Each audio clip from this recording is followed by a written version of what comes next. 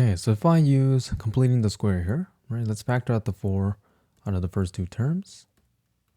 Right, so the numbers won't be too nice, okay? But what you do know, right, is that if I take this number divided by 2 and square it, I get this.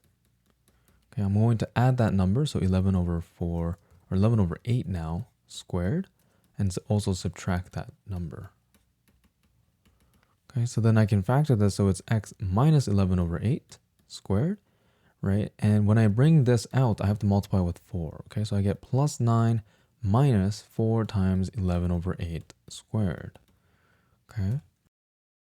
So then really what you end up getting is x minus 11 over 8 squared plus 9 minus 7 point approximately 6.